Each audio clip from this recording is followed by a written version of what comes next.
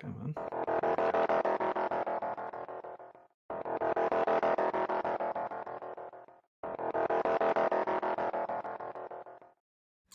Join Mike, the Fifth Beatle, and Pugwall 316 for a special movie.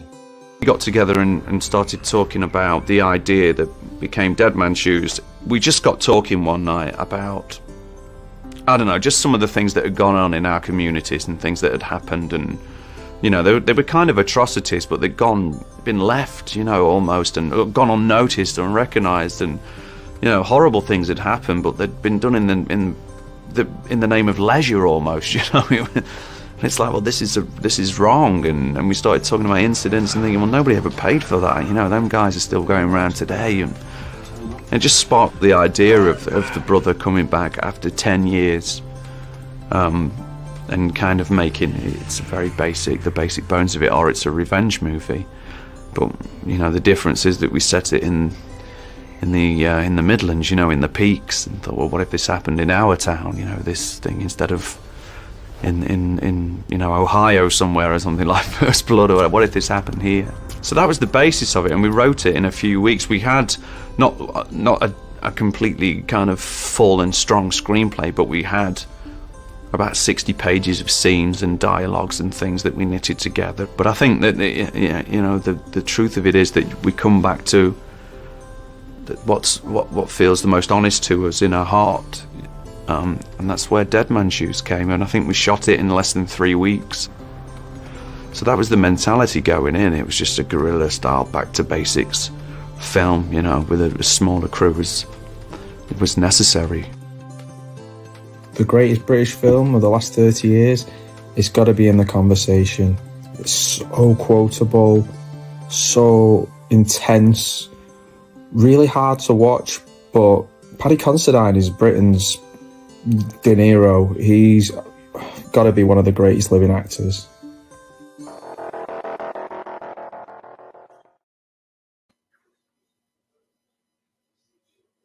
And we're here.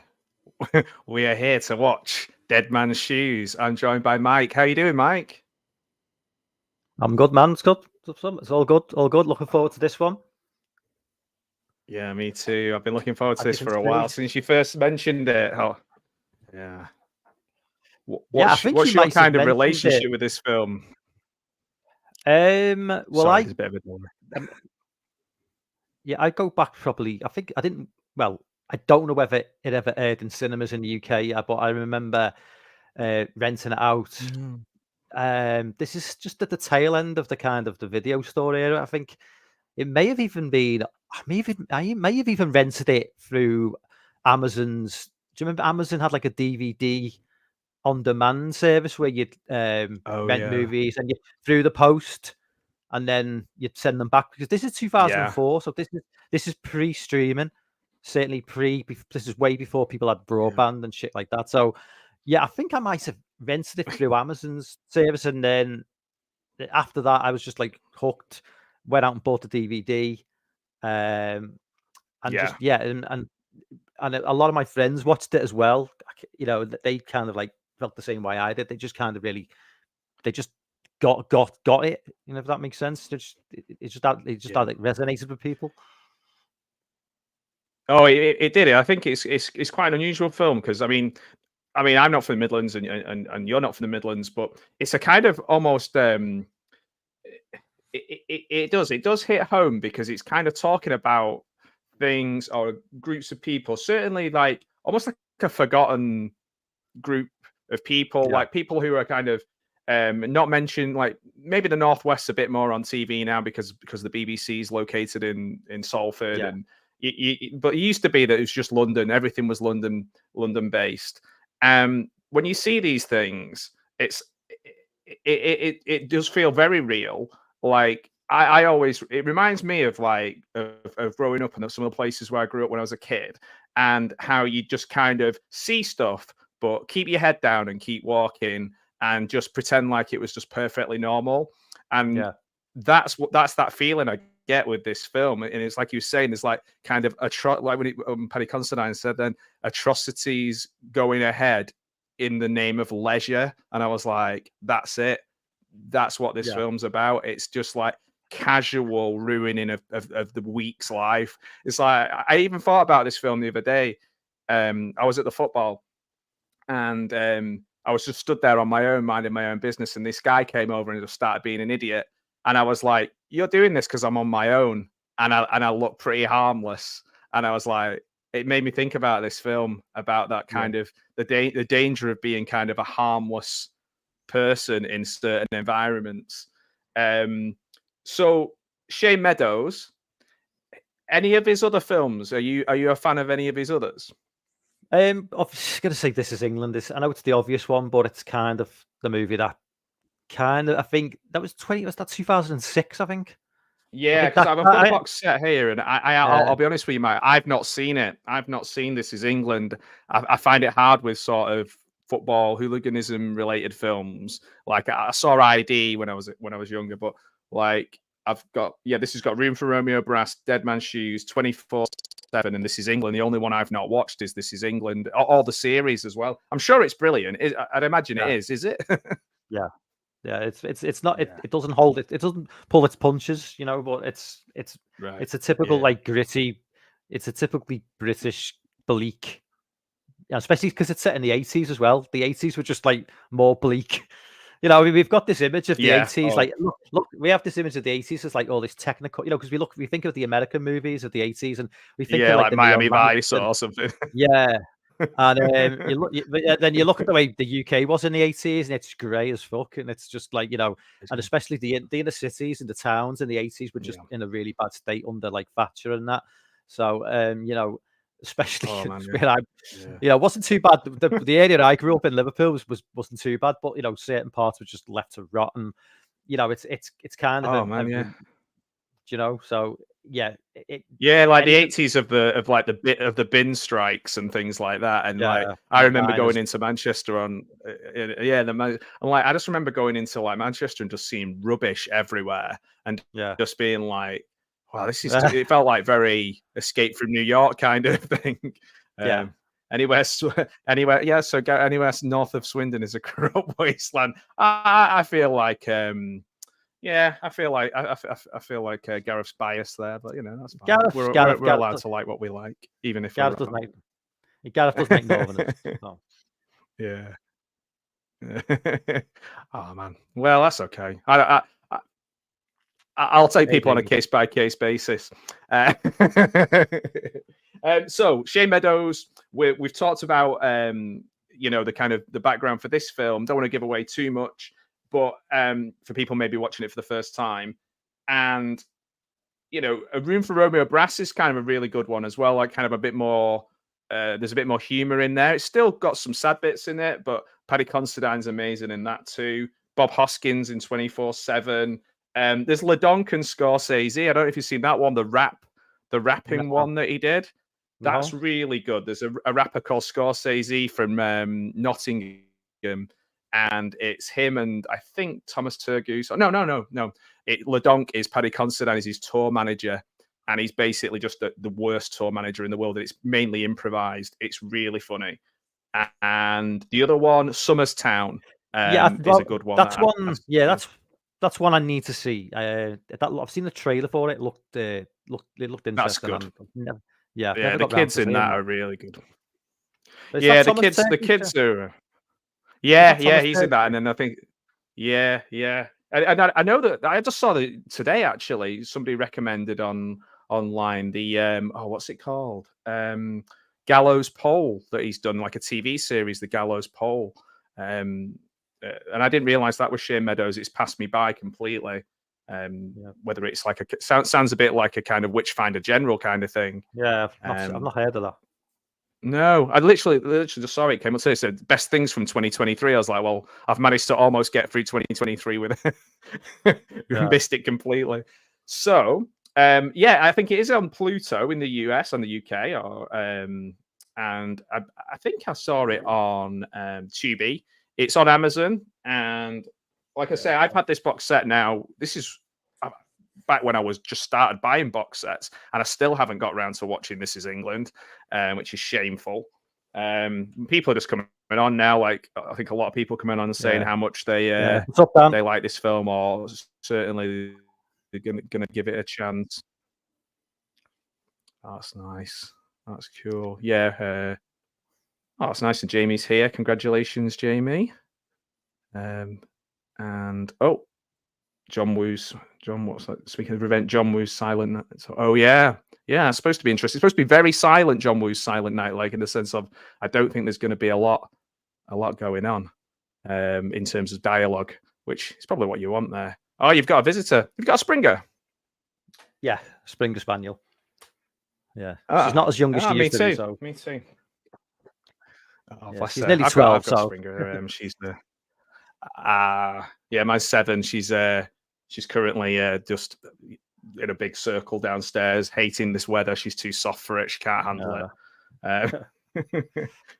So, right, without further ado, let's cue up the movie and watch this amazing film, and we'll chat a bit more as we go through it, I am sure. So, are you set up and ready to go? Yeah, I've got it on Prime on my phone. So, me too. Yeah. I was going to watch it downstairs, and then I thought. Well, if I watched it on the TV, my neck you'd see the back of my head for the entire film. But it's better to watch it on the phone. It'd be like wrestlers when they're watching a match on Raw and they're stood in that really weird position where they're watching something and it doesn't look real. Right. Okay. Yeah. Congratulations, Jamie, on your horror YouTuber of the month. That's amazing. Oh, congratulations! Well done. Yeah, that's as the kids say, that's sick. Right. Okay. I don't even know if kids do say sick anymore, to be honest. They probably don't. They're probably 5 generations away from that. Right. Okay. I'm ready when you are. So, shall I count us in? Yeah, you can do. 3, 2, 1, play. There we go. A bit of buffering on mine for some reason, but now it's going. So Film Forward involved in this movie, which I completely decided forgot to rent it and save myself. Yeah.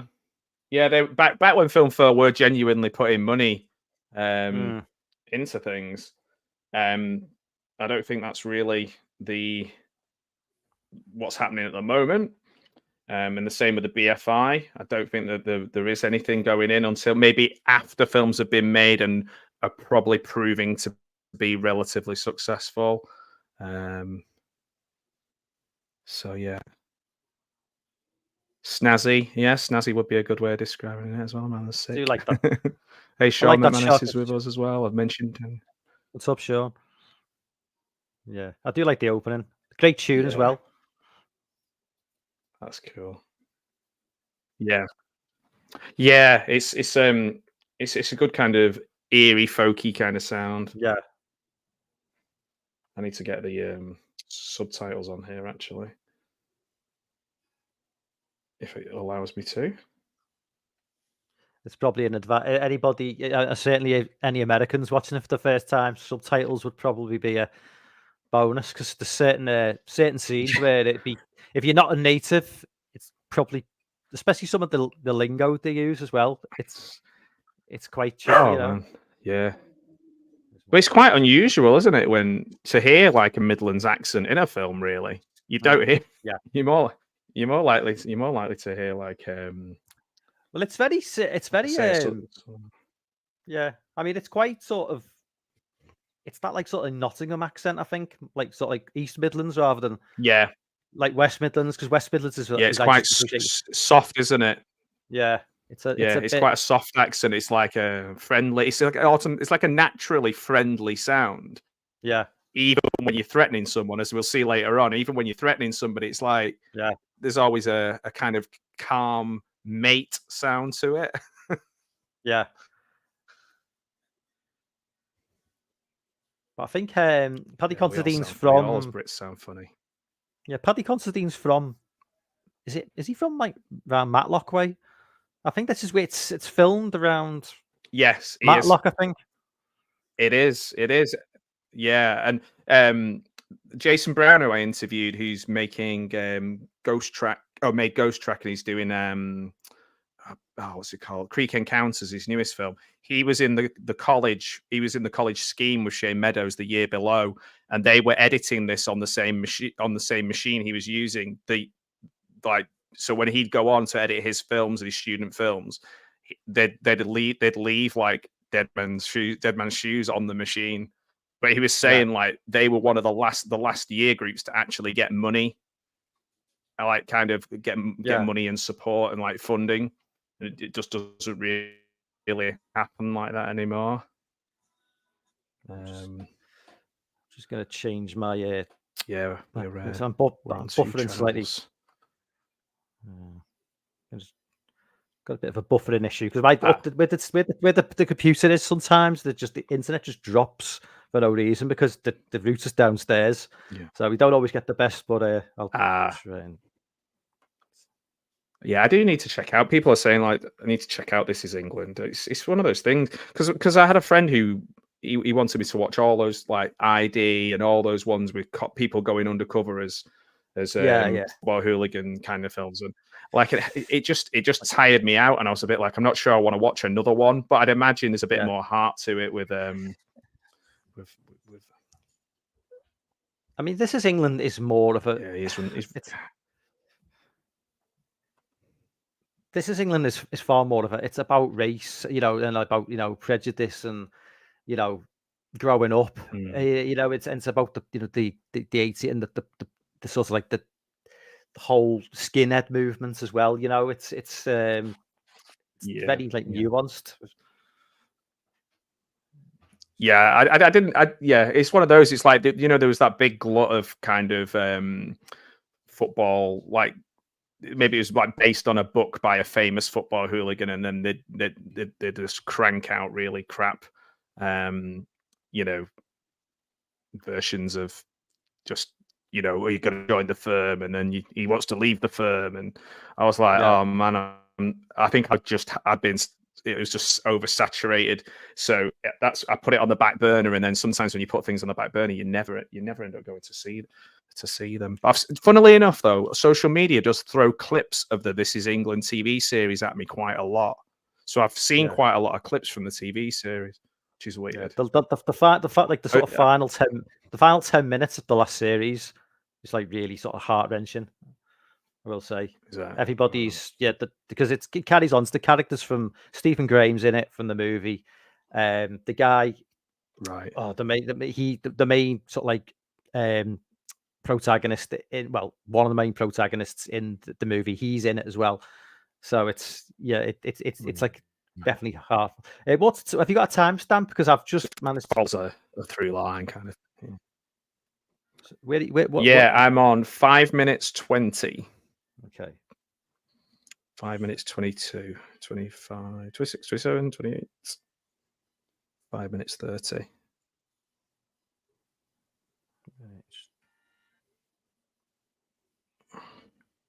you know people are saying Paddy Considine an underrated actor? I actually think people who know him and obviously they think he's amazing. I think Toby Kebbell is a really underrated actor. Like, there's not many people could do this character. He's unbelievable. Well, he went on to Hollywood a few years later, and I think he did like it was either the Godzilla movie or the King Kong movie. He did like two big budget movies. He was in two actually. He was in Fantastic Four as well, wasn't he? Yeah, but he's never kind of like kicked on the way I thought he would. I don't know if it was... I saw him in a play, and he was really good. Yeah, it was weird. I saw him in a play 2 years running. I saw Andrew Garfield in Kes, and then the next year, I can't remember what the film was. It might have been All My Sons, and Toby Kebbell was in it. And I was like, these guys are good. Like, these guys are going to go on and have and they both did. Well, Toby Kebbell's actually the bully. This guy pisses me off. Have you seen Wilderness from 2006? About the bunch of like the kids who go to an island. It's a decent horror movie.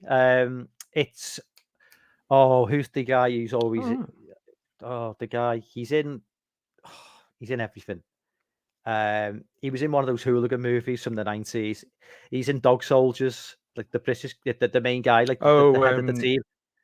Pertwee. Perth, Is it Sean Pertwee? He's in it. Yeah. Yeah. Yeah, he takes a bunch of like delinquent kids to an island off the coast of Scotland somewhere, and Toby Kebbell plays like one of one of the bullied kids. He's not no, he's not one of the bully kids, but he's one of the kids who's not Oh, totally okay. evil. But there's a killer on the island, and shit goes down. Yeah. It's a really good film. It's got It's got the guy from Kiddlehood, Adam. Oh, what's his name? That sounds good. The guy from the Kiddlehood and Addlehood, Adam Deacon. He's in it. Oh, Adam Deacon. Yeah. Yeah. Oh, forgetting the It's best scene. it sounds a little bit like Battle Royale or Battle Royale. Yeah, with a smaller kind of- cast of characters. We're just getting the it might be about 10 seconds behind you, but just the fuck you cunt. Love that scene so much. He puts so much venom into He's so good. Yeah, he's just got that danger about him that just shits them up instantly. This guy is, I guess he's the comic relief, really, isn't he? The guy with the hat, but he's still like, you don't feel any sympathy for these people. Not from that guy hanging out of the window calling him in at the beginning, all the way through to all the different minions.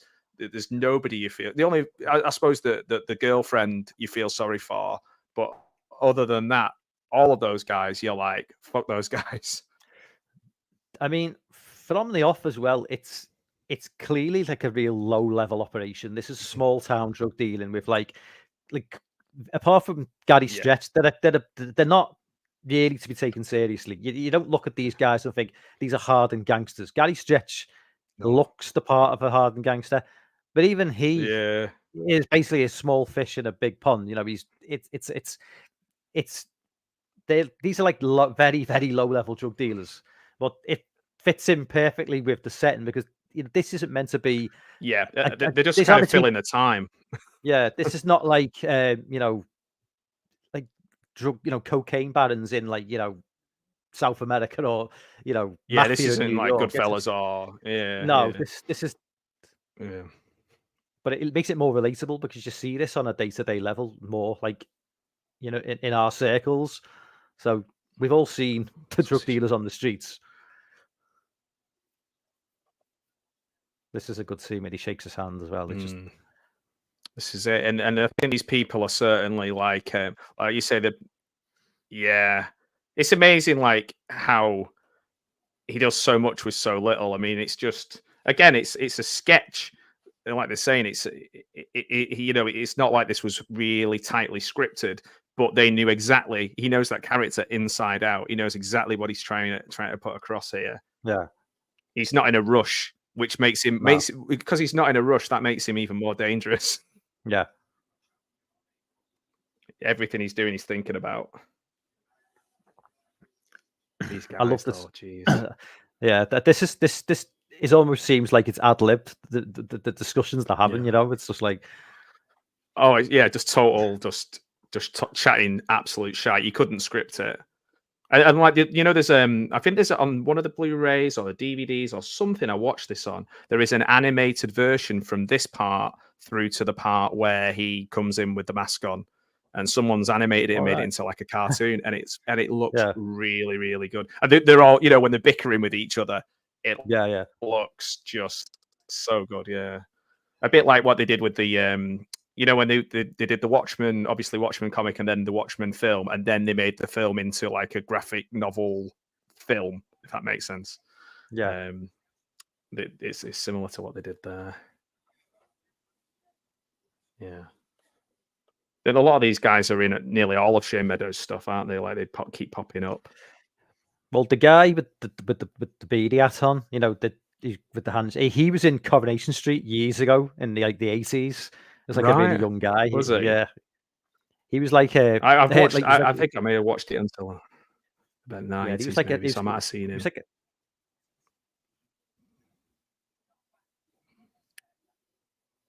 What was it? Was he like somebody in the garage or something? Yeah, he was actually. He worked for Kevin. All right. What a guess. Yeah, like Grease Monkey. Yeah, it's mad that you can kind of see that they're just cast certain people, certain types, and just replace them ad nauseum. The guy You got on your the HP left, sauce and your bong on the table. the guy on the left always reminds me of Finchy from The Office. Yeah, I he's know. got that similar sort of voice as well. Yeah, like I don't Ralph know if it's- Ineson. Yeah, Yeah, yeah, yeah. Was it Dash Sondero? Yeah. that guy's just like used for like so many TV adverts. Is that with that Oh, voice? It's just done countless. Yeah. And when he's in the Vitch as well, the Vivitch. Yeah, yeah, Mhm. yeah. The This is flashback it's scenes- so disturbing. These flashbacks, aren't they? It's dead simple, you know, the way they kind of. In fact, it looks quite simplistic. The grainy stuff, like watching it back now, it didn't stand out to me at the time. Now it kind of looks very much like we'll whack a filter on it, but yeah, you need this to know what's going on. But yeah, they're just taking advantage of him yeah. so much. It's just so. There's just so like lack of human, you know, Decency. any sort Yeah. of human decency. There you go. Yeah, exactly. Yeah. And he plays that vulnerability so well, doesn't he, Toby Yeah. Kebbell? Yeah, Apparently he came to the what do you call it, the audition fully in character, had it in his head what he wanted to do, like just totally set from the off. And he was saying like Jim Meadows was like, how could I possibly consider anybody else? yeah, He's got that squaddy haircut as well, hasn't he? Like Paddy Considine. It's just literally, it's all been shaved off and it's just coming back all at that same like like anybody I know who's been a squaddy, like they've always had that haircut at some point. yeah. He's not like a huge muscly guy or anything, but it's not like this is, you know, It's not First really. Blood or something. Even though having said that, First Blood isn't Rambo, is it? Yeah, You know, First Blood's probably closer to this than it is to. It's more. later ones. It's more like a state of mind, isn't it? You know, if you give off the impression that Yes. you're deadly, that's all it takes. I remember the great saying. Yeah. I think it was might have been off a TV advert. He doesn't need to outwardly show him. I remember a saying. I think it might have been off an old TV advert. It's presence is a funny thing. If you have to prove you've got it, you probably never had it in the first place. And it's one of those things. You've either got it or you haven't. And Yeah, you know what I mean. It's like the character he's playing. yeah, It's just effortless in it. You know, it's like he doesn't need to show with his muscles or it's just the way he carries himself. No, it's interesting because he plays off against Gary Stretch, who's like Xbox male model, all about outward looks and outward kind of, you know, strength. Whereas who would you say is the most dangerous? Yeah. I mean, Gary Stretch does it. Gary Stretch isn't by no means a great actor, but he does the role well in this because not much is really asked of him. He doesn't really have to. It's not really a role that requires him to be the greatest actor. He just needs to look imposing and have that air of menace about him. But you know, I think Gary Stretch would definitely struggle with something. You know, maybe something like a comedy or something. I don't think he'd be able to pull it off. Yeah, it's kind of the. I mean, he's probably. I don't know. I was going to say, is he better than somebody like Vinnie Jones? Probably yes. Or the bloody juggernaut, mate. You know, it's like that's all he has to do, isn't it? Like... Well, actually, I watched Vinnie Jones in The Midnight Meat Train not too long ago, and that's a role where he just needs to speak. I've been meaning to see that.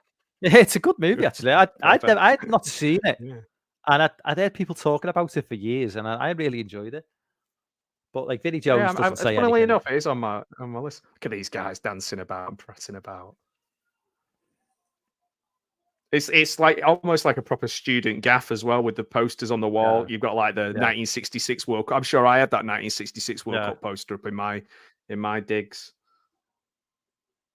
It's just that these guys literally are in that period of their lives for the next 30 years. Yeah, it's not they're like sort of like they're in the like early to mid 30s and like, you know, like 10 years too old for that sort of behavior, but yeah. So I was going to say, Bradley Bradley Cooper. I was going to say Bradley He Walsh. is. Bradley Cooper's in that Midnight Meat Yeah. Train, isn't he? Well, I didn't know. I went into it. I was like, "That's Bradley Cooper. What the hell?" It's like because I thought he'd already done Hangover at this point, and he hadn't. I think he did Hangover a couple of years after this. Right. So I think the Yeah, Hangover. because he did a load of studying. If you want to see an early clips of him in the New York Conservatory, like asking questions and stuff. If you want to see a really early Bradley Cooper movie, which nobody ever talks about, which is a really good early 2000s movie, is My Little Lie, which is from 2002. It's kind of one of the first. It's one of those movies that taps into the whole snuff movie vibe, and like early internet technology with cameras everywhere. It's really, really good. My Little Lie from 2002. I highly recommend it. Yeah. Bradley Cooper must be one of his very first roles, I'm guessing.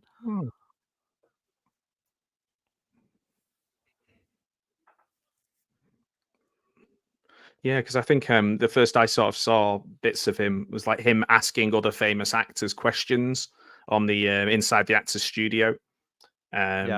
And he was just kind of like building up and just like trying to learn his craft. But obviously, then Hangover just blew up. It's mad how popular that film was, and how like I don't think it really stands up. It's not like I don't think I could sit down and watch it now and I would be laughing my head off at it. I think things have mainly moved on. Like I don't know. It's just a strange one. I think something like say Anchorman. I reckon I could watch that and that would still be funny. But I don't think a Hangover would be. But then again, I haven't watched it since it first came out. So I don't think it needed 2 sequels either. I think a movie like that could just stand on its own. It doesn't really. It's like American Pie. I love the first American Pie. I still like 2 to a point, or like 3. No, and then all those spin-offs just totally needless. Yeah. I like the first one when that came out. I remember watching that and like because when you're of the same age, here we're up to the iconic Citroen scene. What a perfect choice of car just to make them look ridiculous. Well, that's the thing, isn't it? It's like you've got this the menacing aspect of Gary Stretch's character, but in this tiny little clown car, and you're thinking like, why are they? It must have been intentional to use that car because even small town drug dealers are driving around in like Audis and Range Rovers. They're not driving around in Citroen CV5s, whatever they're called. I think it's Citroen. Yeah, I was going to say I'm not a big car person, but I think it is a C5, isn't it? And they must have been hard to get hold of one of these because I think they just rusted to. Well, you see, I've not seen them since the 90s, and you know what I mean. Yeah. It's like by the 2000s, they were. Don't remember seeing a single one. Yeah, it's like Fiat 126s and Fiat Pandas and stuff like that. You don't see them anymore. I think they probably all just rusted. Oh, here we go. He's in his clown makeup. And the fact that they're too scared to tell him is just a brilliant little touch. And he's still doing the big man,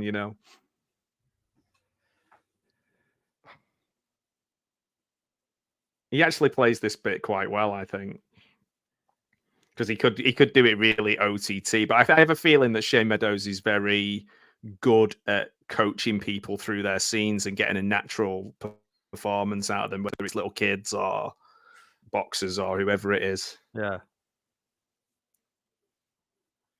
The way that Richard talks to him is a perfect balance of someone who is fed up with his at times and frustrated and irritated, but he's my brother, and I love him, but I'm allowed to be a bit of a sort of get a bit frustrated with him, but he's my brother, and you get that closeness, that bond with them. It's really well played, and the way he talks to him is like somebody who's spent his whole life explaining things to him. Did you obviously at the scene you've got him in the background stood there with his back to them, and it's like he's clearly visible to them, but they don't acknowledge him, and he doesn't. Shane Meadows doesn't really try and hide it's not really a shock at the end of the movie, with what happens, the so-called because it's fairly obvious from going through the film that he's there in full sight, and they don't mention him. It's just, especially when you watch it back it's not like time, massively important. Yeah, it's not like it's this, somebody's going to walk to the cinema and ruin it by telling you in the queue outside. Like it wouldn't change the film. It's not like, say, I don't know, Sixth Sense or something where people are like, oh, I can't believe it. Yeah, spoilers for Sixth Sense if no one's seen it.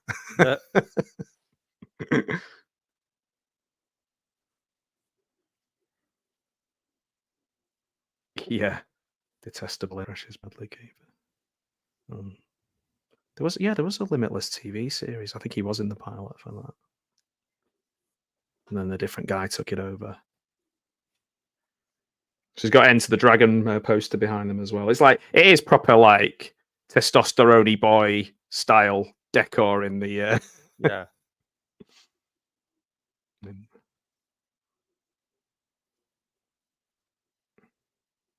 He does so much with so little, doesn't he? I mean, so many people making like cheap independent films, but the talent and the thought and the creativity of Shane Meadows makes him stand out from a lot of similar budgeted films. I mean, do you know what the budget was for this? Because I don't actually. I think it's absolutely tiny. Probably, I know it was made through funding from, like I say, through the college, Film and then there was a 4, scheme that it was through Nottingham.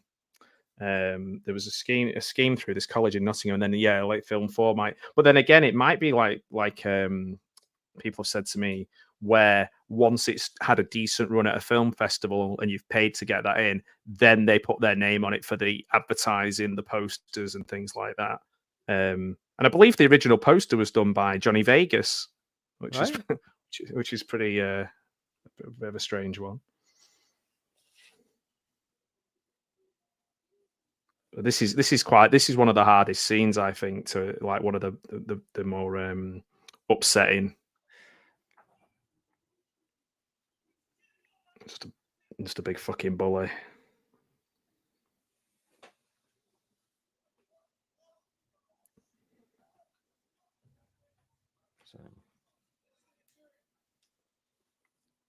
So have you got a timestamp again? My bloody buffered again.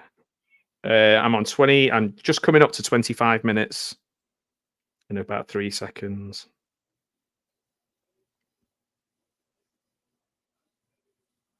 Okay. I don't know why Amazon Prime would be buffering. It's just like annoying. I know it's like it's all about to do with like internet, but it's like I never have to put YouTube works fine in this room, but Amazon. I don't know if it's to do with like the it's asking more of the internet. You know what I mean? But I don't know, it didn't start up straight away for me. It was just buffering at the beginning, and then I had to switch it off and restart it. So yeah, I don't know. I very rarely rent things from Amazon Prime, so I just thought, oh, it'll work, and it didn't.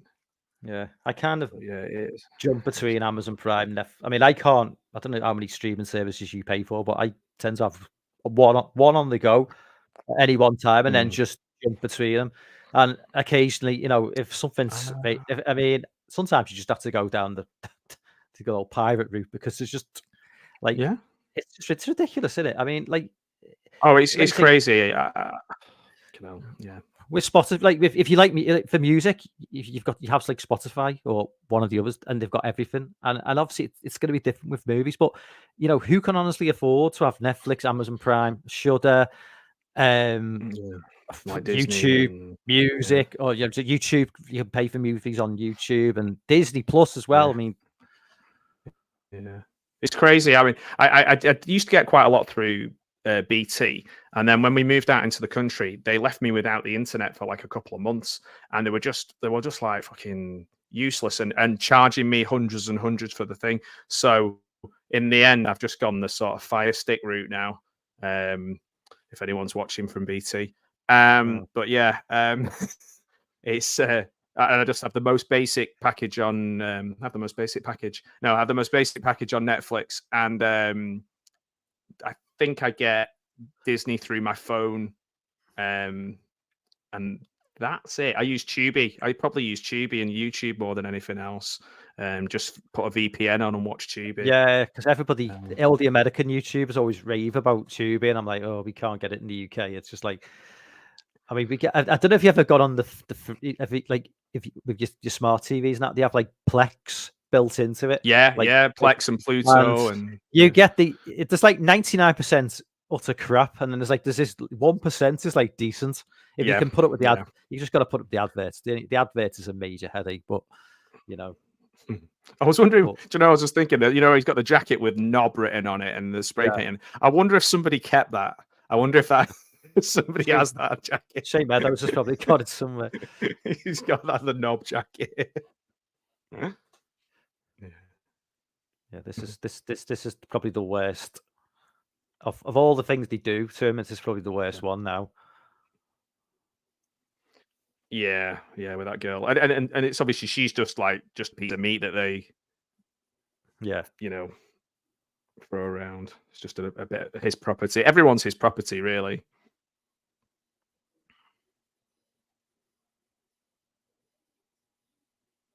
That guy, I really dislike that guy as well. The sort of the older guy. Yeah, there's just something fucking sleazy and horrible about him. Yeah, it's a bit noncy, isn't he? Yes, exactly. Yeah, perfectly put.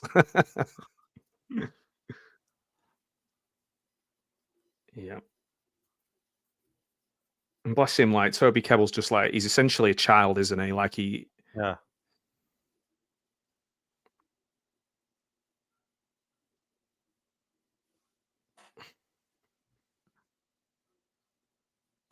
And it's like, what are you getting out of this is just kind of sport. It's just sport. It's just their sport. There's no like big payoff, or you know, it's just filling an hour of their time or whatever. Yeah. Again, I think I had that Muhammad Ali poster up as well. I think it must have just been a thing around that time. Maybe, do you remember you used to go? Was it HMV or? Yeah. Not Athena, but these places, and they always had the same posters, didn't they? Yeah. HMV, they had those huge like posters, which like on the rack, like where you turn it over, and they'd be like, they'd have like Nevermind, you know, the Nirvana album, and and they always had the Muhammad Ali one where he's leaning, you know, with the I don't know which fight it was, but there's a famous Muhammad Ali shot where he's just leaning into like, and he's knocked the guy down. It's just, it was always the same stuff. Yeah, that's the one that was just on then. Yeah, I think that's the same one. Yeah, same one. And then, like I say, the 1966 World Cup post. Yeah, there's just certain ones. I used to go in and try, because I was writing loads, and everything I did was all dialogue based, like just write. Just two people in a room talking. That's why I quite like Shane Meadows, to be honest, because I thought his dialogue was really good. And I went and got the Dogma poster and Chasing Amy and Mallrats posters. But they were really hard to find because, like you say, you just skip through. You'd have to go into Manchester and go to like Affleck's Palace if you wanted like a poster that was different. Yeah. I just love this car. It's just so good. Would you say that this bit coming up now is the best scene in the movie, or the most memorable scene in the movie? Yeah, I'd say definitely. It's a toss up between this scene or obviously, you know, the scene where the gas mask, you know, when he comes back, you know, that's they're both. Yeah, but like the way he builds himself up to the showdown, Paddy Considine, he's like a boxer, you know, he's kind of like bouncing on the spot. He's kind of doing all that with his head. It's very much like when boxers have to stare down and like in each other's faces. Yeah, it's very much like a boxing match stare down before, like in the warm up, in the pre-fight. Yeah. Well, I like it. I just love the physicality of just putting his hand out. You're fucking there, mate. That is one of the best things. Like I say, I've got a little pin badge I got my friend for Christmas, and it's that he's literally pointing it in the inside of his hand. It's the fact that he's not even like the threat of violence. He's actually telling him what he's going to do. He's not saying leave me alone and just go away. He's actually saying coming after you, and I'm gonna take you all out. And he says, "You come and get me before I get to you." It's like he's basically he's telling them what he's going to do. He tells them where he's It's that staying. aura. Yeah, which just that aura. I'm going to do it, and you can't do anything about it, mate. Yeah. Until you're proved wrong, that's 100% true. Like, he is invincible until proven otherwise. Yeah, it's like like that's for man. It's a bit like a boxer or a UFC fight. It's a bit like that order of invincibility that most boxers, very few manage to maintain. With the exception, like people like Floyd Mayweather, most eventually do lose, but up until that point, they can give off that order of invincibility. But eventually, calling your shot and eventually, like McGregor was one. He used to see, when he'd call his shot. He'd say, "I'm going to do it in this round," and people believed him, and people buy into it. They get on the hype train, and then they're like, "Oh man, it's impossible to beat this guy." And then until something happens, like Anderson Silva or whoever, there's that kind of until you get caught, and then that crumbles. That as long as it's took you to build it up, it's gone. Whereas in this case, like Richard is just they're just like, fucking hell, what is wrong with this guy? Like, he's got zero fear. Yeah. They're used to bullying everyone around them because they're just in a little place. They are the big fish in the small pond, aren't they? I mean, I think it's what it is as well, because the character he's played, he's obviously suffering from PTSD. He's been to war. He's seen things. Yeah. He's seen the world, and he's being put in situations which nothing can compare to that. What he's going to go through now. Yeah, so it's that's a really good point. Yeah. Yeah. This coming back to his hometown, and a few small time drug dealers don't really compete with fighting in Afghanistan or wherever he's been. It's like yeah. No, that's a really good point. You do, and definitely there is that element, like, of people returning somewhere who have had whatever life experiences that they've had.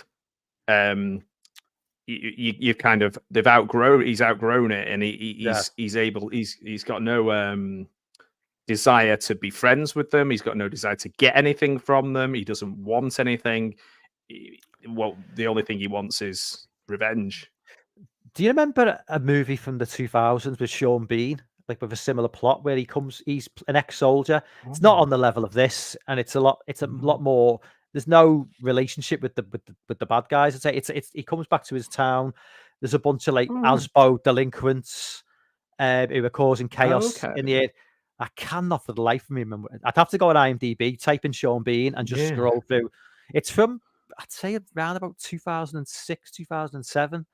You could see him pulling that off, though. You could see him doing that because Sean Bean. This is probably like a 45-year-old Sean Bean. He's got that physicality and sort of world, he's like a real down to earth, rough and ready kind of personality. And I think I'll try and find what it is. I'll check that one out, actually. The last thing I saw him in that I thought was really good, he was in that with Stephen Graham. He was in Time. Time's brilliant. Yeah. And I don't watch a lot of TV. I genuinely can't remember the last thing I watched on BBC. That might have been the last thing I watched on the BBC. And he was so good in it because he played so against type. He was quite vulnerable and weak. And have you seen talking about Stephen Graham? Because Stephen Graham is just fucking brilliant. Have you seen Boiling Point on Netflix? No, that's the chef one. Yeah, it's really, really good. And there's a TV show of it. I don't think Stephen Graham's in the TV show, but I think they've got the cast back who are in the film. The film is so good. It's just one shot. I don't know if they cheat, but I can't see any cuts anywhere, but it's just one shot, the whole movie. A bit like 1917. Okay. Yeah, it's just Jeez. it's really, really good. He is good, Stephen Graham. He's in quite a lot of good stuff, isn't he? I saw the first half of that one where he was in about the care homes. I think it was called Care. Yeah, I didn't see that. He was really good.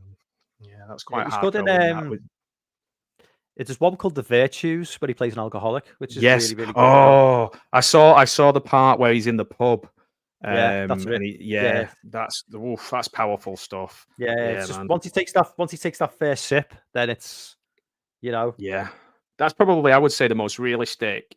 Like that, yeah, that takes me to some really real places. And you see people drinking and getting drunk in films all the time, and you see people like cops who are alcoholics in films, or it's like a standard trope.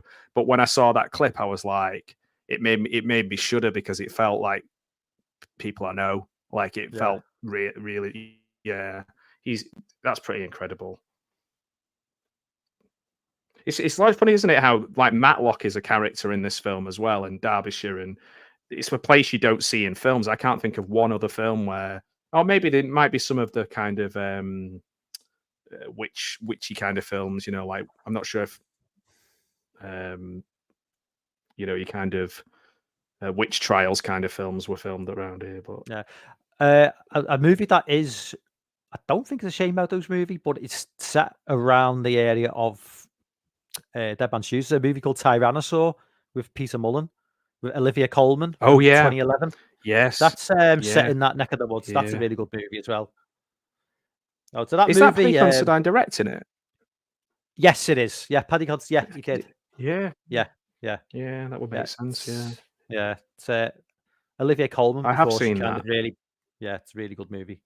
Peter Mullen's great. I mean, Peter Mullen's great in anything. Yeah. But it's mad. I feel like I've not watched a lot of British films. Like maybe this is around the time I kind of tapped out a little bit with British film, and I've only kind of come back to it. Like watching Host got me into it again, and watching St. Maud and a few like British horror films, but not. I find it quite hard. Like poverty porn stuff really kind of offends me. Like if it's kind of just to try and get awards by talking about how hard up somebody is, and I just feel it's quite cynical. Or the other one I don't really like is what do you call them? Like period pieces, you know, like Keira Knightley kind of. I can't be dealing with that. No, not at all. Two great British movies for the last 20 years. I would definitely recommend there. London to Brighton from about 2006. That's a it's a bit bleak. And Bull with from a couple of years ago. It's Neil Maskell. He was in, I don't know if you remember the TV show called Utopia. Yeah, I do. And he was in what's the guy who made the Meg 2? Ben Wheatley films. He's in all the Ben Wheatley films, isn't he? Kill List is an amazing movie. Yeah. Kill List, Down Terrace and all that kind of stuff. Oh, that Sean B movie is called Outlaw. It also features Danny Dyer. Don't let that put you off. Outlaw. 2007. That's the movie. Brilliant. Yeah. Danny Dyer. Danny Dyer's in it. Yeah. Football's hardest slags. Yeah. Well, you know, don't let that put you off. It's not. It's it's not. No. Ben, I think Ben's when he's holding that axe and he puts his arms out. This bit with Richard doing the thing. It's like the sort of come to Jesus moment, that, isn't it? It's like, come on, like let's be having you, isn't it? Yeah. And I just want that, like you say, that Nancy guy. I just want him dead pretty fast.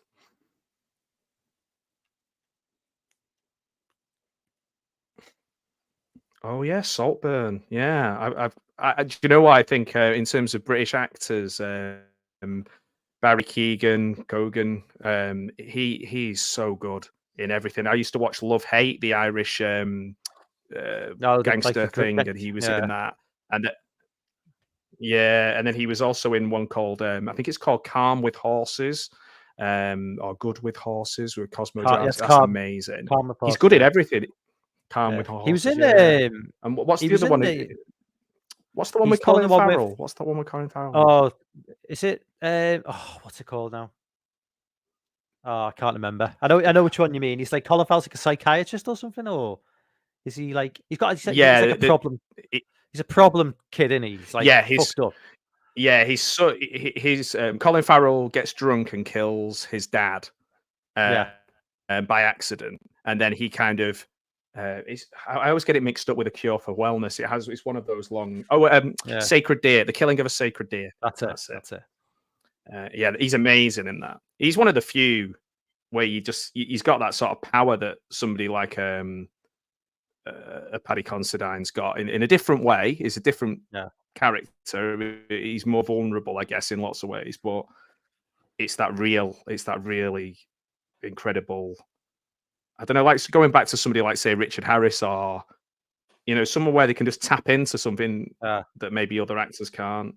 Well, he's not really had that upbringing of like you expect from an actor as well. I remember watching they were doing interviews after Dunkirk with Christopher Nolan, and they had the cast, and the cast are all like kind of well groomed, posh boys. Well. And Barry Keoghan is just like he's like a kid from a council estate, because that's what he is, and he's just there with his like trackie on, just look like he didn't want to be there. Where the other like the actors are all like sort of all la-di-da and all like plummy accents, and he's just there, like sort of like he should be stood outside an off license selling weed or something.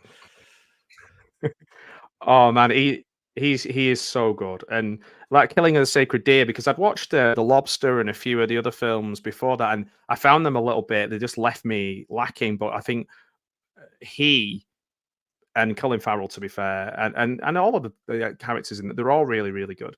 But particularly his character, that Killing of a Sacred Deer, I had to go out and buy it. I was like, I've watched it on streaming, and I was like, no, I need to go and buy this because it is that good. I've not seen it, so I'll have to check it out. Yeah, it's brilliant. It is brilliant. Because like The Lobster, it is a particular way of talking. It's a Greek guy. I can't remember his name, the director, but if somebody knows in the chat, a particular way of like stilted talking, emotionless, robotic talking that doesn't quite work. But because Barry Keoghan's character is so dangerous, it works with him in a way that doesn't with some of the other actors. This bit where they sat back to back and they're talking about things that have gone on when they were kids or when he was a kid and stuff like that. It's heartbreaking stuff.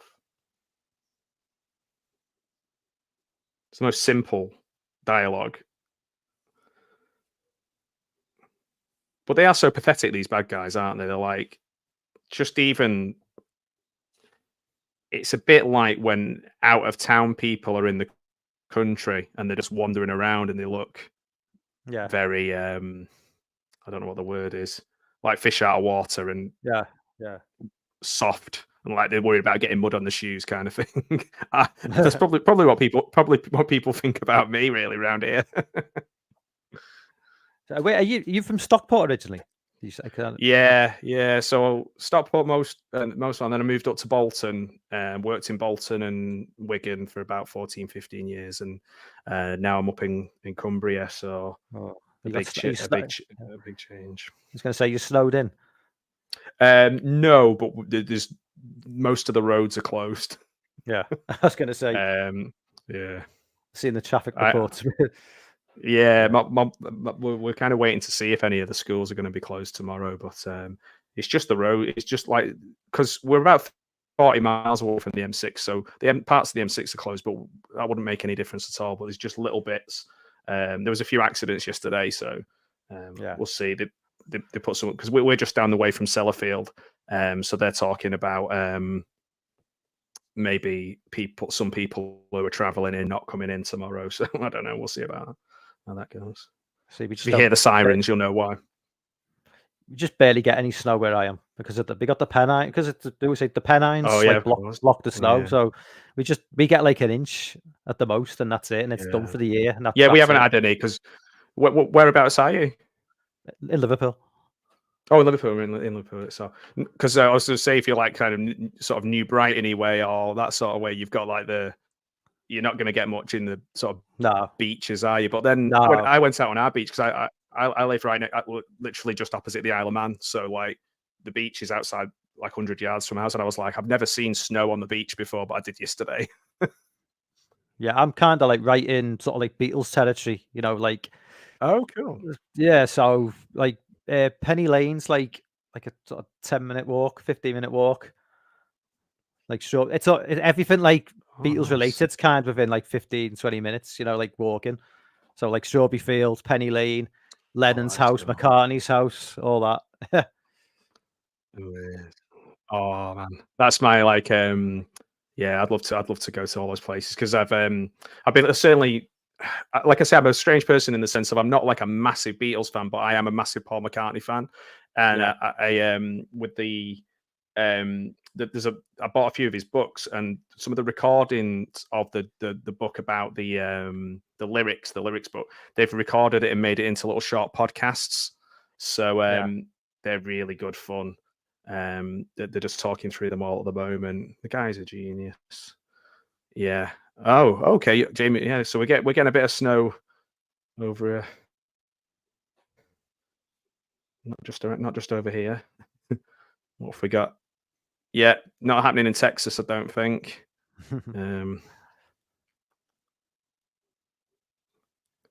So, Jay, you're talking about Paul McCartney, or are you talking about that we both like snow? Yeah. I had a good time watching Uninvited with Larry last night. A little bit more of a silly film compared to this one. This one, it does have its humorous moments, but you wouldn't say that this is quite good. I've never seen Uninvited, but I've watched. I don't know if you watch Good Bad Flicks on YouTube. He's like YouTube's quite. He's got like no. Yeah, he's got like 300,000. So he's one of the bigger. Like he covered Uninvited years ago. So I watched his video, okay, and he kind of pokes fun at it, but yeah, I've seen all the funny scenes, you know, all the best bits from it. So good. George Kennedy's in it, so it can't be all bad. You know, it's like yeah. Oh, he's barely in it. There's moments where he's just staring at the camera, like. Because I was saying to Larry last night, there's a period of time where his daughter wanted to be an actress, and he was funding her career, and he decided he would just take any film that anyone offered him. Yeah, and you can kind of see when he just thought, fuck it. Yeah, he did a movie around about the same time called he did a movie around the same time called The Terror Within, like a really cheesy like monster movie from like the late 80s, which is like highly recommended. It's small budget, but it's one of those movies from my childhood. It's like Grizzly as well. I think he did Grizzly, didn't he? Did he? He did Just Before Dawn as well. Yeah, from the early 80s, which is like a he was in I do like watching my bad movies. So I watch I watch the riff tracks, and obviously I was sort of brought up watching Mystery Science Theater. Like, just watched it religiously. That was my kind of thing. And when we went to university, like the guys that I live with, we just used to go to the pound shops and get all the really terrible films and then just watch them all. And it became a bit. Most of those films are the ones that kind of pop up on these channels now, like where people are talking about the worst film ever made. But like, oh yeah, I saw that. It was £1. You used to get two on a reversible DVD. Yeah.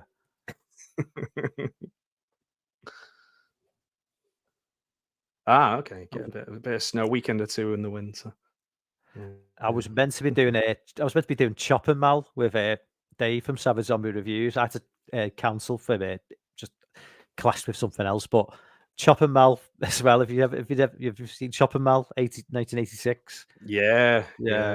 That's the definition of a good bad movie.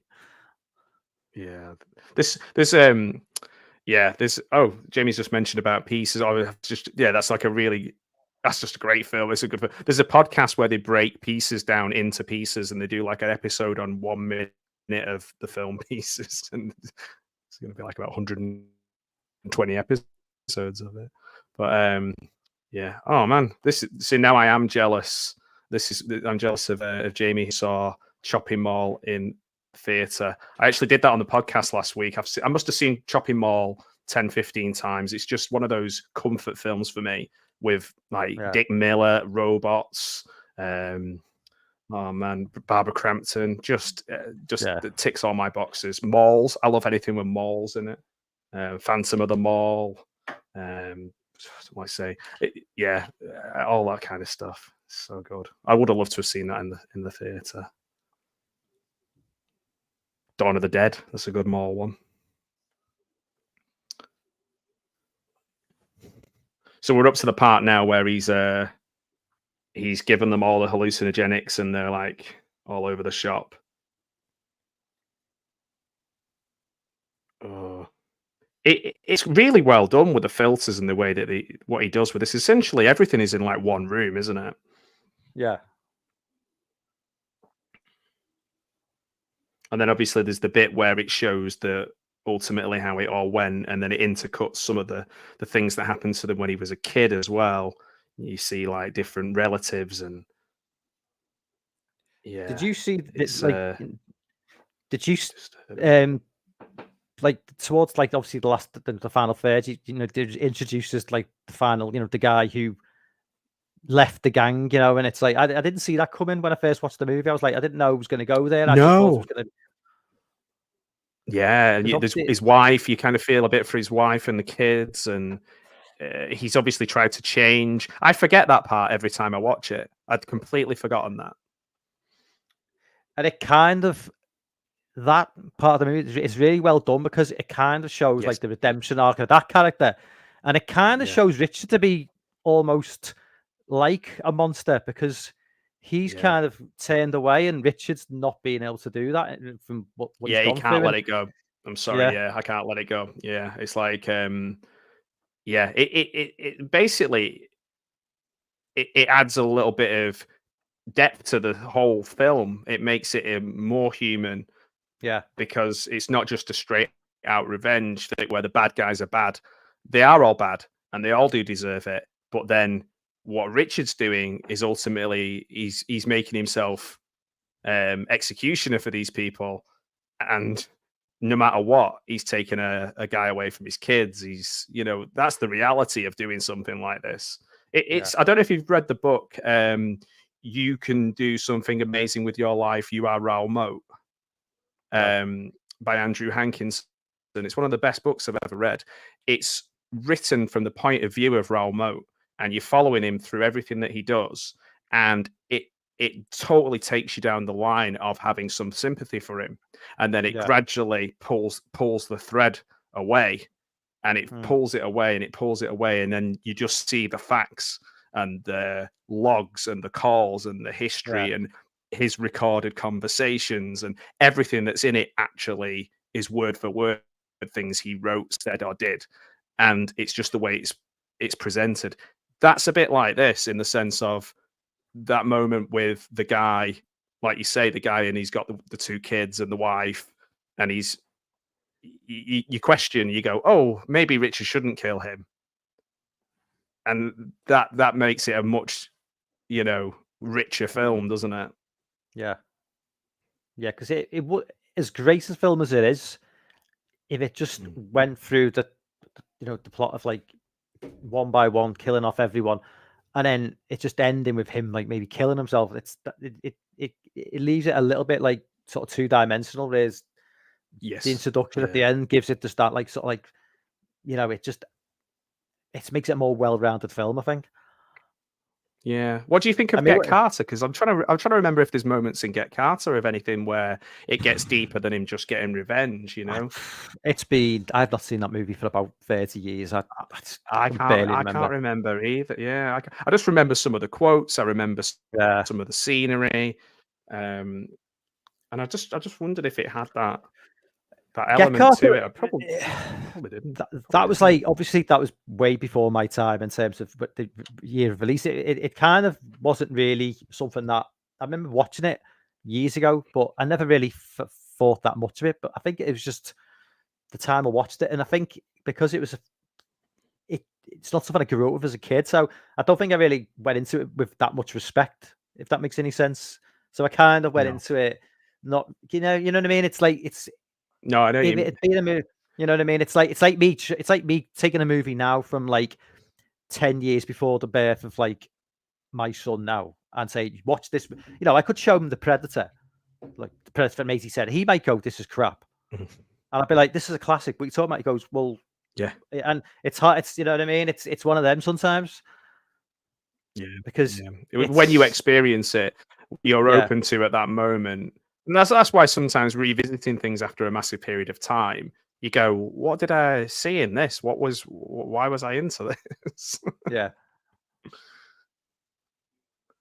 Because you've changed, you've grown, and probably for me, the films I watch now are 9 times out of 10 much worse than the films I was watching when I was in my teens and 20s, because what I was doing, I was following the kind of guide of, I want to write films, I want to work in film, I need to watch this film, this film, this film, this film. These are the people, these are the filmmakers I need to watch. Bergman, I need to watch Orson Welles, I need to watch all those things. As I've gone through more towards horror side of things and B movies, I'm more likely to sit down and watch a 4 out of 10 movie about, you know, I don't know, something like, I don't know, TerrorVision, or no, I'll give that 6 out of 10. But just something daft, or like a full moon movie, that I am to sit down and go back and watch, I don't know, like the latest, I don't know what, like I'm more than I am to say go and watch Oppenheimer or something like that. Yeah. I mean, we've all done that thing like as in the past as well, where we've watched an old movie which was like way before we were born, and we've been told it's a classic, and then we've been asked about it. People say, "What do you think?" And you go, "Yeah, really," and you think to yourself, "I really didn't get it, or I really didn't like it." I didn't get it. And you've kind of gone, "Oh yeah, really enjoyed it, yeah." And you're thinking, like, it's like when everybody says it's an amazing movie, and you think, "I just thought that was a bit crap." And I didn't like this about it. I didn't like that about it. And a lot of the time, it's just down to the fact that it is maybe just a little bit. I mean, a classic movie is a classic movie. It doesn't matter how old it is. It can. But I honestly believe that some movies are just too old for me to get. I mean, I just believe that. I just think that some movies are just so far out of what I know and could relate to. You know, I could never, like, I know people say Nosferatu is a fantastic like, yeah. But that's just I couldn't sit there and honestly say I'm really enjoying. I just couldn't. I've watched it, and people use Nosferatu with me a lot, actually, yeah, because obviously it's silent, it's over 100 years old, that there's not like a lot of action. It's one of those though. I maybe as well. I definitely, I don't know. It's a funny one. I can totally understand why people don't like it though. Like, do you know what I mean? Like, I'm not one of those people where I'm gonna go, oh, you need to go and watch Citizen Kane. It's the greatest film ever made. I've seen Citizen Kane loads of times, and I had to watch it and study all these things. And it's one of those films people use as a point of like, oh, it's not Citizen Kane, but it's a great film. It's a good film. It's like an 8 out of 10 film, but it's not a film I'm going to be rewatching as much as I've seen Shopping Mall. Yeah, I think. Well, the thing is, like, yeah, I'm just a guy who just watches films for fun. Like, I know you've probably looked into it far more than I've. But I mean, you know, if you're a proper film, if you're like a film, people who like study film and they're taking it, studying it for uni, and they know the intricacies of filmmaking, they be able to take more from some of these older movies because they can see, you know, things that are. Where I'm just like, I don't know, man, because I think you're actually probably at the advantage to be that. Because when I did film criticism as well at uni, and what I found was that the more I learned about film criticism, the more I realized that everything that a film critic does is so standardized that you're getting away from your love of film. You're learning. It's just like learning to like, fix an engine on a car. Like it stopped me being as much of a film fan. And like I think that being a fan and like proper fans are probably the best reviewers, the best people to listen to, give you the best recommendations. Just people who genuinely love a movie and can explain it really well, like yourself. Whereas I wouldn't. Like sometimes you look at something and it's just like like Sight and Sound. I used to have a subscription to Sight and Sound, and like. They make it sound amazing, but then you sit down and watch the film and it doesn't equate to what's actually on the page. Because I mean, I think the problem as well with like you just love. It's like I say, it's good to love a movie. Just love a movie. And the problem with like a lot of like journalism now, it's like I honestly don't know whether I can. With now we've got like 1 million and one YouTubers who probably like tuned into what we like. And we know we're on the same page as them. You know, when you start following people on YouTube, you subscribe to them. You know, they're into similar stuff that you know. If you go to one of their reviews and they really love it, you think, well, I've been watching this guy for a few years. He seems to get what I get. Whereas if you go into like the sort of like mainstream, like reading Empire or listening to like something like Mark Commode on the radio, you don't really know what their agenda is. They may have a particularly snobbish opinion about something where they just pick and fault, it's like, and Yeah. it's like, well, okay, you think that's a 2-star movie and you think that's a 5-star movie, but for all I know, you're going into it with like a certain mindset. And oh yeah, well, I so mean, I think that's Mark Bode's a good example actually, because he, what I used to listen to him quite a lot, and read quite a lot of his stuff, and I don't mind him at all. But one thing that I found is he's the most interesting when he's talking about The Exorcist, because it's a film that's his favorite film and he loves it, and he knows so much about it and he's so passionate about it, and he brings that love and passion. That's the only time I'm really interested in watching or listening to him now. And I think that kind of ties in with what we were saying. Like when if you're reviewing 100 150 movies, and it's impossible to kind of pick out, this is a 3-star, this is a 4-star, this is a 2-star. It just becomes like some sort of aggregating system of numbers and really there's no substitute for just kind of just looking at something and going, oh, that might be up my street. Oh, it was shit. Never mind. Try another one. But being open to it. I mean, that's the thing. Just being open to something being really cool. Like this, for example. Like I'm probably more likely to steer away from British movies, certainly around this time, because I was just like, I'm not like into Mike Lee or, like I said before, like that poverty porn stuff, because it just feels like it's just punching, or not punching, but kind of taking advantage of people that kind of like tourism, like poor tourism, like a posh guy hanging around with some like a rough group of lads to kind of just get a bit of a buzz. Yeah. And it just put me off. But this is so real because it's Shane Meadows' lived experience. Yeah. Because he had some pretty rough like experiences in growing up as well. Those are the people who need to be making movies. Was he friends with Paddy Considine before they became famous? famous? Yeah. I think it was the college. I think he was in the acting course, and he was on the directing course at that college. Yeah. I've seen her in something. The wife. I'm sure she's gone on and been in quite a few things. Have you watched Afterlife, Ricky Gervais? No. Right, she's in that. She plays the girlfriend of one of the characters in that. Because I watched Afterlife, and then I read back and watched Dead Man's Shoes again. I was like, oh, she's in Afterlife. When I watched Afterlife for the first time and I saw her, I forgot she was in Dead Man's Shoes. Then went back and watched Dead Man's Shoes, but yeah, she's probably been in a few other things as well. Yeah, Oh yeah. Do you know this moment where she sat on the steps as well? That's such a realistic thing. When you're waiting to give someone bad news or you're worried about something, you just sit on the stairs waiting. We've all been there in like a horrible time in our lives. You don't see it in movies though, because they're usually like in the parlor or the dining room or something, waiting to confront someone. But in real life, you're waiting for that person to come through the door. As soon as they come through the door, what's been going on? Yeah. Especially in like a 2 up, 2 down, or a 3 up, 2 down, sort of like normal suburban home in a small town. And it's not like if this was an American scenario, like if a ginormous like 7-bedroom house, and the stairs in a house like that would be like 50 feet away from the front door. So it's Yeah. So everything's right on top. And I think a lot of the time with stuff that goes on in these sort of places, it's because everyone lives on top of each other. Like everyone's enclosed, and it gets you. I've been in that position, like surrounded by people that like I hated and just absolutely hated, or really worried about or anxious about. You just feel crammed in and trapped. Because of the infrastructure and the way that things are built, just to cram as many people into little spaces as possible.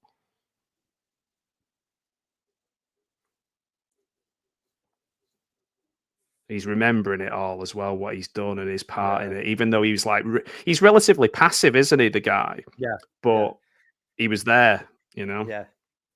It's not like he's fully involved and he's like done a full 180. He was never It's one of the, there's Yeah. always a whenever like whenever people, you know, when your kids and that, there's always like a ringleader. Then there's a group of like willing assistants, and then there'll always be like one or two on the edge. And only part of that group because they don't want to be left out. And if you're part of that group, then you're not getting bullied. But they never really want to be, Exactly. you know. So they tag Yeah. along to You avoid laugh at the jokes even though they're not funny. Yeah. Yeah. Oh, 100%. Yeah.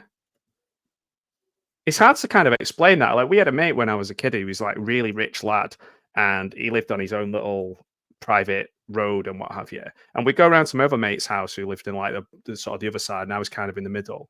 And he was like, I remember us going around and there was some stuff going off, and there was just like a guy was just like pelting somebody with like a car crutlock, lock, just smashing him. And like the guy was quite well, he was like, oh, we need to do something. We need to do something. And my mate Andy was like, live there. He was just like, just head up, walk past like he's seen it every single day of his life. And it's a hard mentality to kind of put onto film, that idea that like these horrible atrocities do happen in the name of leisure, like going back to what we said right at the beginning.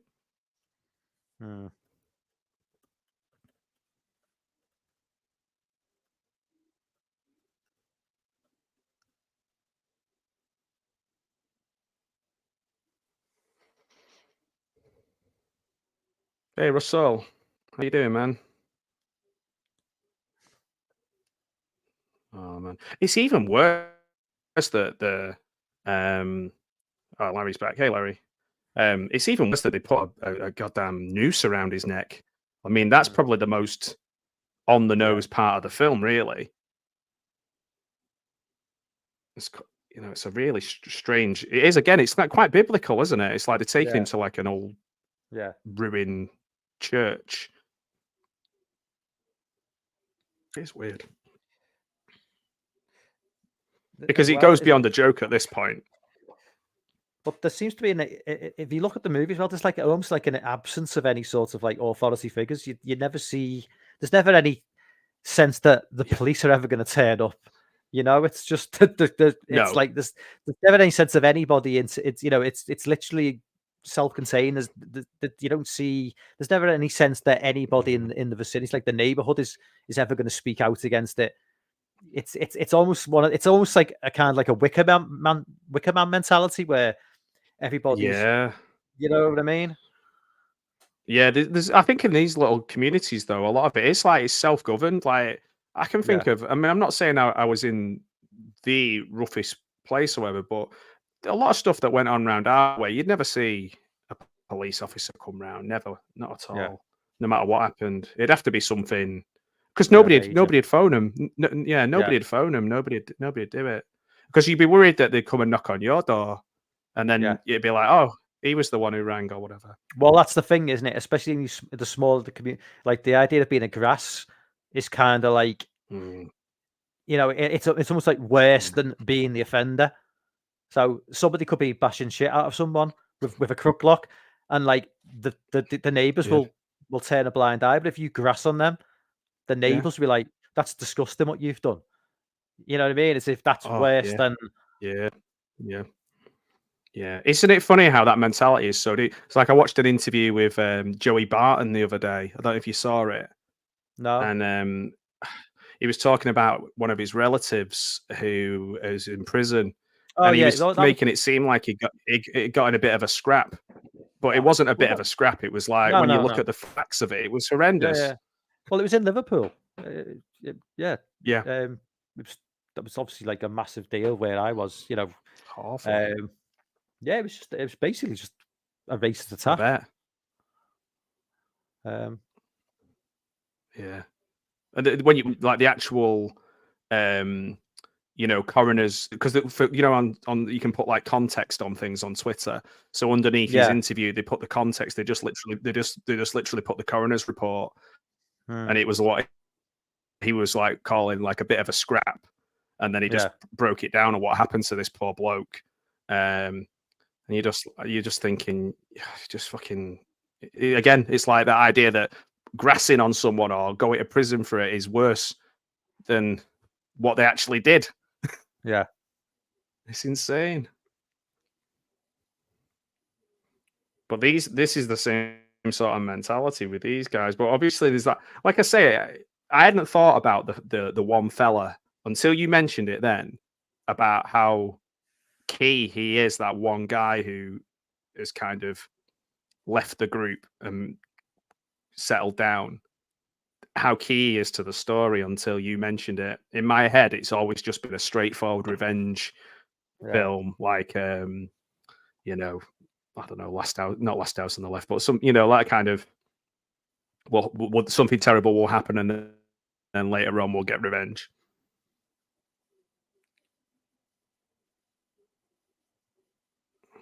I don't know if you've ever seen the revenge film Night Train Murders. No. Aldo Lado film. It's a good one. It is a good one. Is it like an oldish film, or is it American? Yeah, it's like It's Italian, I believe, but it's set in Germany. I think, if I can remember correctly. But it's a really good film. It's basically something happens on a train, and then revenge ensues. But it's really well made, because it's not like Last House on the Left, whereas I find that quite hard, because I know that the making of the film was particularly difficult for the actors, and also even Wes Craven doesn't like it. But Night Train Murders for me is a little bit more straightforward. Revenge. Oh, I'll add that to my ever expanding watch list of movies. It's often free in a lot of places as well. Yeah. Problem with I've got like IMDb. I've got like a watch list, and problem with that is you put in like I'll put in Night Train Murders, and then I'll scroll down, and it'll be like, if you like that, check. And then there's another long list of films which I've not seen to like add to the list. So the list just gets longer and longer and longer. And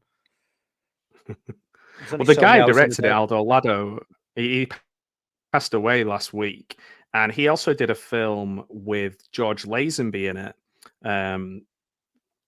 where George Lazenby's character is dubbed all the way through the film. It's a really weird choice. Yeah.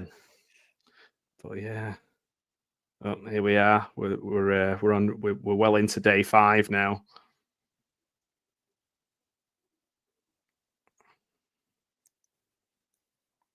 It's mad, isn't it? The costumes are so simple and everything, but like that sort of green jacket has become almost like you say, your t-shirts and badges and posters and stuff, and the gas mask as well. Like your t-shirt is that's really cool. I need to get one of them, man.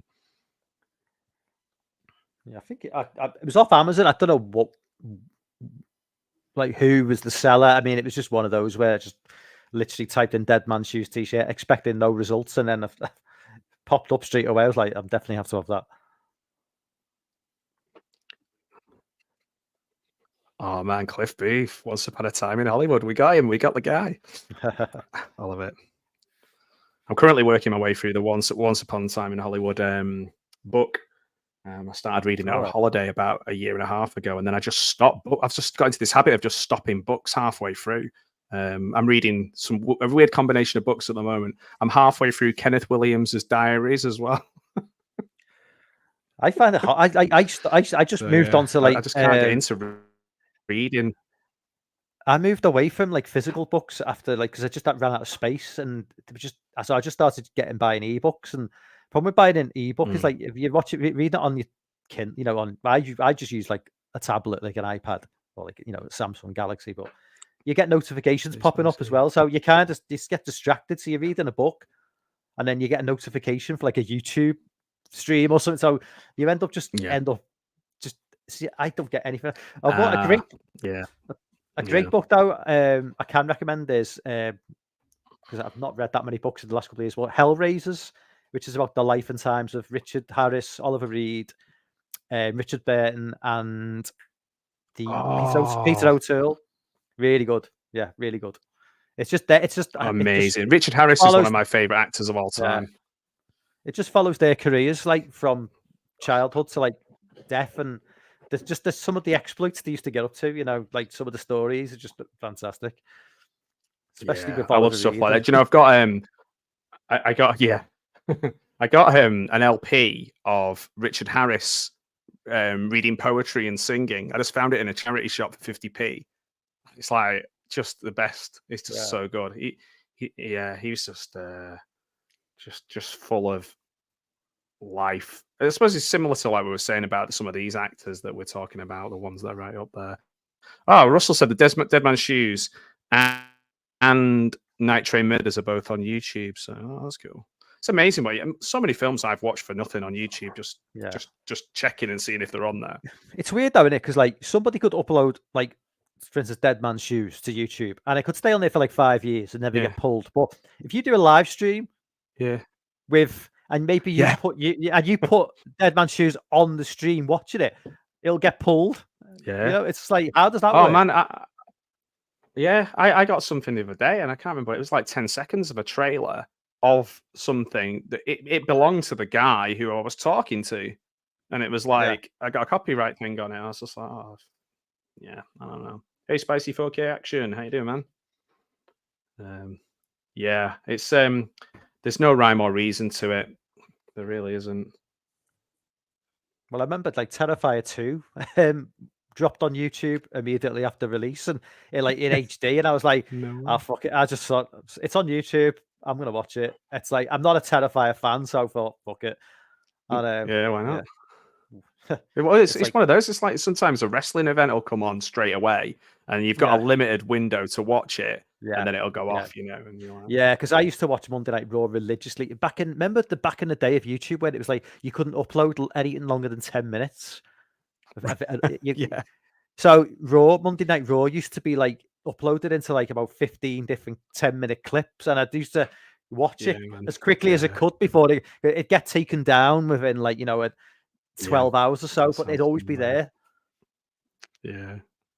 Back when I used to watch wrestling. I still pay for the network, but I'll to be honest, I'll watch maybe the pay-per-views. I'll watch a bit of AEW because it's on ITV.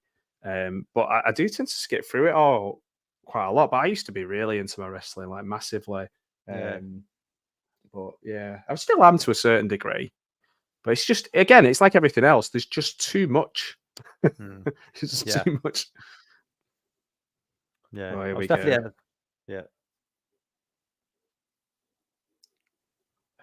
Giving him the knife as well is like, in that sense, Richard's still got the power, hasn't he? Like he's like, you're all right, mate. You know, I want you to do. The way they say mate around that part, it's a different way of saying mate. It's so gentle. It's such a loving way. It's like you believe that they really are your mate. Yeah.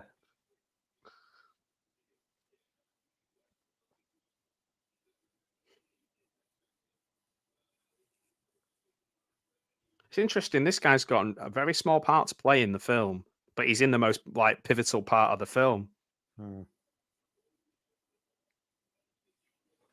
I've seen him in something else, but I can't for the life of me think what it is. Yeah, I was thinking that. I was trying to work out what he was. There's a film, Paddy Considine, in it, where it was going to break him in America. I think it's called In America. I think it was called In America. Yeah. He plays. Is it set in like the 60s? Is it or something? I think it's like. I'm not sure. Is he a Scouser who goes over to? No, I think he's Irish. Or a Scouse Irish. Oh, he's Irish. Right. I think he's Irish. I think he's Irish because I know the kids are Irish. I'm sure it's set in like the 50s or the 60s or maybe. I don't think it's set modern day. I think it was during the time when a lot of people were going over, Yes, yeah, like kind of not like ridiculously early, but like it's like where how like New York's full of people celebrating St. Patrick's Day, isn't it? Like, yeah.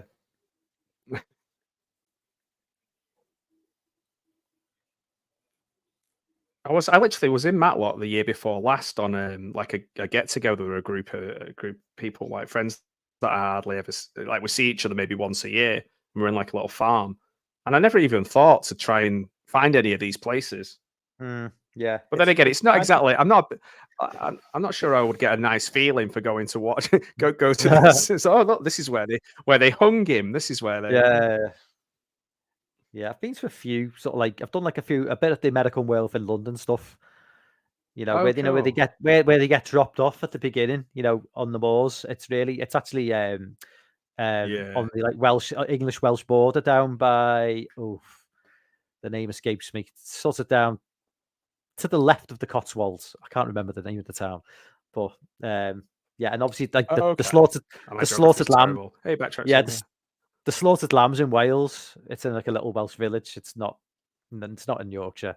Right. Yeah, because it's all over the place, that film, isn't it? Yeah, Like in terms of bits of it. Yeah, it's never where you think it is. No.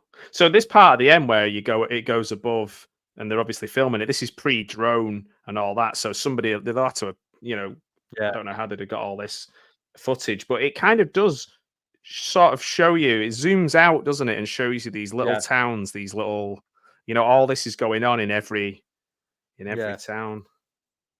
It's so powerful. I think it's got still got a very good rating everywhere in all the aggregators and everything. All the, it's still considered a if you film. It's still considered. I don't know if you're subscribed to Pizzal on YouTube. He's like one of the bigger horror channels. He's got like 50,000-60,000 subs. I'm one of his Patreons. I used to be part of his like the tier member where you could like recommend films for him to watch and he'd review them.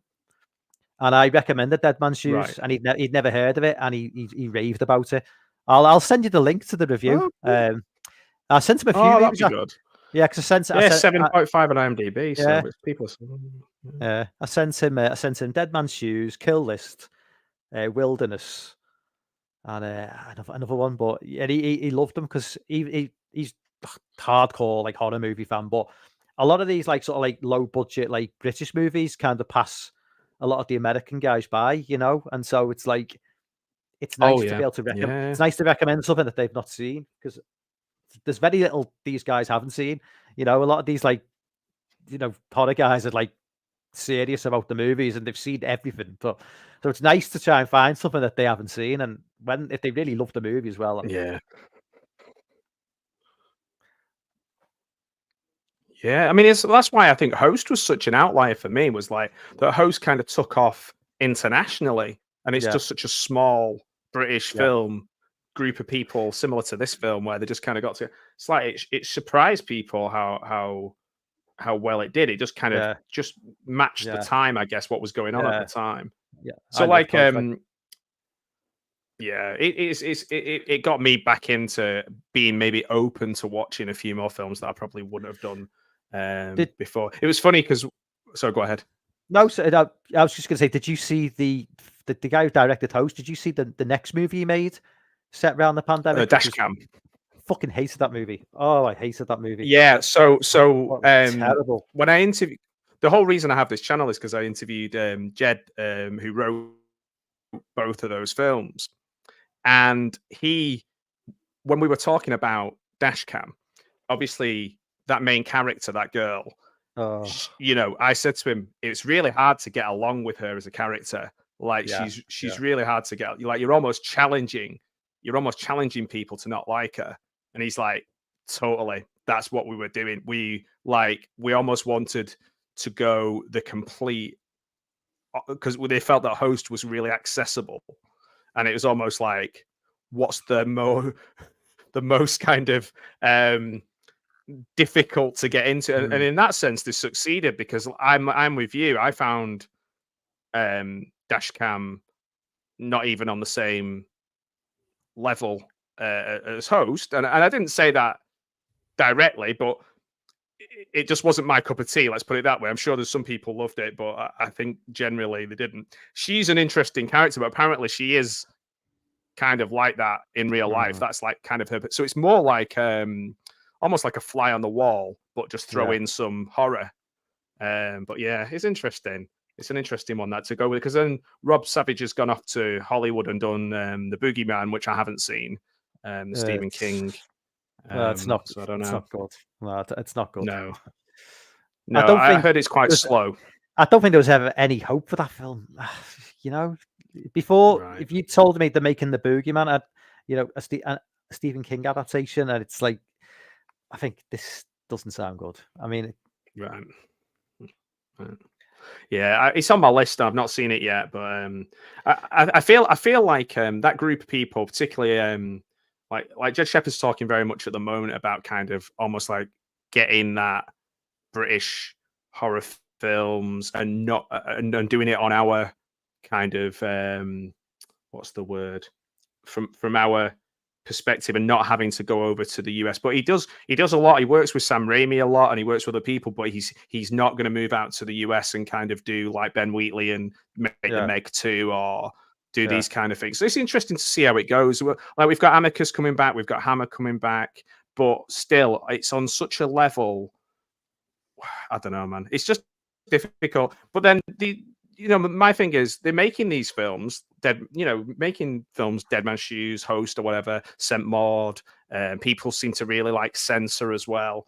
They're making them, they're getting made. It's just maybe not getting as many made as should be. There's probably tons of creative people falling through the cracks. Yeah, I did like Censor, which is a shame because. Yeah, I like Censor. I like 95% of Censor. I didn't get along with the end of it. Yeah, I thought the end of it was a bit silly for me, but I'd love the music at the end though. I liked it. The music at the end of Censor is fantastic because that was used in a field in England as well. Have you ever seen Field in England? Okay, that's Ben Wheatley. I haven't, but that's Ben Wheatley, isn't it? Yeah. There's a great scene in that movie, but that's with the same music they use in Censor. It's just. Do you know what's a bit weird as well? Talking about British film, that Toby Kebbell and Paddy Considine, they were both played the Joy Division manager. So like Toby Kebbell played him in Control, and Paddy Considine played him in 24 Hour Party People. They played the same character, Rob Gretton. That's so weird. But so that's his first film as well. I think Control's good. Yeah, it's sad, obviously, because it's a sad film. Well, it's about a sad situation, but so like Elton John. But there's a lot of sadness in all of these kind of films because obviously they're based on real lives and a lot of sort of real life trauma. Like even at the end, I was just looking up then while we were chatting. I was looking for why it was dedicated to Martin Joseph Considine, and it was like because it was his dad and he passed away, and he'd said to Paddy he wanted him to work with Shane Meadows again. Like he thought it'd be a good idea. Like before he passed away, he was like, "I want you should work with him again." So that's really cool. So ultimately, do you think people, if they haven't, do you think this is my big question for you? I was thinking about this before because this is like nearly 20 years now. Has it aged? Has it dated, or does it still stand up for when me and you watched it for the first time, like back in 2006 or whatever? No, I don't think it's really dated. I mean, in the way that the sort of, a lot of films that really age for me are the ones where an overuse of technology of the time, be it mobile phones or computers and stuff. It's with apart from the minor use of mobile phone. It's very much based in set in like reality. There's some minor use of mobile phones. So this is a movie that really could have been made in 1984, 1994. You know what I mean? 2004, whatever. It apart from the haircuts changing and like some of the fashion and the cars, maybe it's something that can. It's just, and Richards is more. Yeah, Richards' haircut is kind of timeless, isn't it? Whereas the others stand out. The beanie hat and the Well, to be fair, I mean, if you look at movies, if you look at movies from the early 2000s to now, hairstyles haven't really changed that much. Hairstyles in the early 2000s look pretty much similar. But if you look back from the early 2000s to the early 80s, it's like night and day with the hairstyles. It's just totally different. And with the flares and everything, fashion hasn't really moved on much in the last 20 years either. So with the lack of technology and everything else, it's just because what I really dislike about a lot of these like late 90s, early to late 2000 movies is they feature so much with the particular phone at the time. If it's a flip phone or it's like a Nokia, or like the older like big, and it's just like it's what really I really dislike about some of like the early Daniel Craig James Bond movies. It's like that at the time it would have been cutting edge. It might have been a cutting edge phone, but it kind of goes against now. When and also they were getting paid. They were getting paid to put them in the film as well. So they had to like, hey, check out my phone that I'm using. Like, So it's like in the older Bond films, the gadgets always look cool, no matter because they were always like completely out of people. The average man and woman on the street didn't have access to the gadgets that he was using. Whereas now you look back at like Casino Royale, and he's got like looks like a really crappy flip phone. But it's like because everybody's got a phone. With Brosnan as well, didn't it? When they really lent into the sort of branding and sponsorship of things, like whether it was cars and tech. It was more to do with like the brand than it was like that it was cool looking or like something amazing. You spot on with that. I suppose in a way, this is it just sits in that kind of timeless feeling. I think as well, because when someone comes out of the army, and a lot of army is like giving yourself over to a collective and not being an individual. So it's not like he's going to come out with a certain style of jewelry or haircut or clothing. I've got mates who left the army and like maybe 10 years later, you can still tell that they were in the army. Like they still walk the same, dress the same, look the same. just cause like it's just part of who you are. And that's kind of. What's your thoughts on have you take a movie like It Follows from like 2014 where they intentionally don't use any modern technology in a way. They use like they kind of set in this weird sort of like. I mean, that's a good universe where I think that's good though, isn't it? Yeah, because they've got like 50s TVs, they've got like more modern 80s cars or 90s cars. A girl kind of has like a sort of flip phone, got a Kindle device, which is totally out of place with everything else. So it could be 2014, it could be 1980. It deliberately doesn't try and age the film to any set time, which I think is just a really, really clever way of making a movie.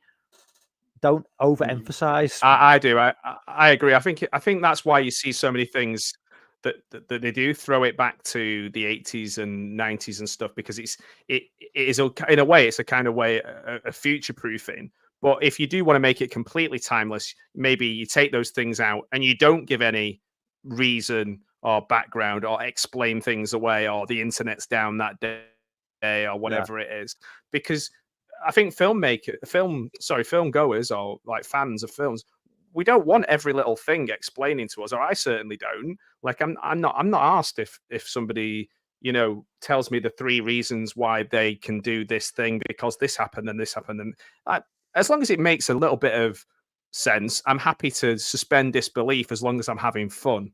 Like it's like you don't need somebody sat on a computer go, right, I'm in part 1 of the mainframe, okay, I've bypassed security, tap tap tap tap tap, now I'm in here, okay, tap tap tap tap tap. Like we tried that in with things, some of the films like The Net and Sneakers and things like that in the 90s, and it's not the most engaging way of making a film. So like if you want to future proof it, I guess you do just get rid of all the things that slow down the story. I totally agree with you. I hadn't thought about It Follows as an example of that, but it's been a while since I've seen that film, and I remember really liking it at the time, and I know there's a sequel coming up too. It's a shame he's had to make a sequel because he's tried like a really strange out of left field film after it. I can't remember what it was called, which probably and nobody watched it, and he's gone, right, okay, I'm gonna go and make It Follows 2 or whatever. So I hope it's good. I hope it's good. It didn't need a sequel, I don't think, really. I think it's a perfect standalone film. But Yeah, I guess we could say that about so many films, couldn't we? Like, there's a lot of times that there's directors like, look at John Carpenter's making Halloween, and he's probably thinking, "I'm done. I'm never gonna have to think about Michael Myers again a day in my life." Yeah. And they're like, not so fast, my friend." Yeah. 40 years later. Yeah. Yeah, it's like the Exorcist, or any of these things. But yeah, it's just can you imagine making like a Dead Man's Shoes 2, and 20 years later, it's like Paddy Considine had a son. We never discovered him. He's come to take revenge against Gary Stretcher's son or daughter. And it's like, can you? Oh man, there's so many shit things you could like. Yeah, it's like, yeah, it's But yeah, I don't think Shane Meadows will be doing that. It'd be something like his son's been getting cyberbullied online, and it's like just be. Yeah. Oh man, do you know that back when I was like more classroom based? Speaking of kind of weird stalkery kind of revenge, there was always these videos we had to show the kids about like being safe online. Yeah, I think I've seen some of them on YouTube. Oh, like, and they basically make it into like a real thing where they'd like print off, like the predator would print off a picture and then post it around the local park or whatever. Yeah. And I was just thinking, that actor who played that character, my word, like that's on your CV, isn't it? You know what I mean? Yeah. Yeah, I've seen reaction videos to some of those sort of educational videos. It's just like, and they played it up. He's big. It's like, how old are you? Like that. It's like proper, pantomime villain time. Oh my word. The kids are just rolling their eyes at you watching it. Yeah. But yeah, you have to do it. So people, I really enjoyed that, Mike. I thought it was really good fun chatting about that and just films around that time as well. Yeah. Thanks for doing it. I really appreciate it. We'll have to choose some more if I ever get around to watching This Is England. Yeah. But like, to be fair, there's so many in his. It doesn't have to be Shane Meadows. We can watch any film, but I recommend A Room for Romeo. Brass is one that people maybe haven't seen that much. Ladonkin Scorsese has funny ones. Somers Town. Bob Hoskins is great in 24/7 as well.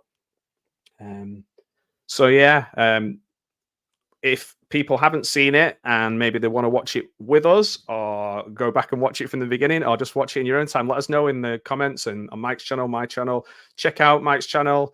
I'm pretty sure I put a link in the thing that this is streaming on both of our channels as well. So make sure everybody likes, shares, and all that good stuff. Yeah, if you're on Matt's channel, subscribe down below. Thanks, man. I appreciate that. Yeah, it's good. It's I don't think many people have been streaming Dead Man's Shoes. It's like I said, we're coming up to 20 years now. And for me, it feels like quite a fresh film. Still a fresh film to talk about. As it says on here, it was is it Empire magazine? Yeah, I can't read it. My eyesight's not good enough. It said at the time said Britain's greatest living filmmaker. I don't know whether somebody's overtaken him, but yeah, with the energy of early Scorsese, it says, "Oh, okay, right." So thanks, Mike. And is anything, any other recommendations you want people to check out? Anything going on that you want people to check out? Your channel, other people's channels, videos, films, things I should watch. I think I mentioned quite a few movies during the stream. So yeah, definitely London to Brighton. Yeah. For anybody in the chat watching, Kill List, Bull. Bull definitely is just like brutal, and it's if you like gore, you like revenge movies, then definitely check out Bull. The Sean Bean one that you mentioned as well. Oh yeah, Outlaw from 2007. It's lightweight compared to some of the movies we discussed, but it's a fun little 90-minute sort of action revenge style flick, not to be taken too seriously, but it's good fun. That's about it. I'd recommend, like say, for some reason it popped into my head, Night Train Murders. I think it is, like say, it's free. I think Russell said earlier it's free on YouTube. It's a bit hard going in places. but it's a good revenge film. It's better. I think it's better. I prefer it to Last House on the Left, and it was around that time where nearly every other film was a kind of version of Last House on the Left. But yeah, it's a good one to check out. Revenge film wise, maybe I'll go back and watch Get Carter as well because I haven't seen it for so long. The Limey was one I was thinking about too with Terence Stamp. I haven't seen that. That's a decent movie. Yeah, he's good in that.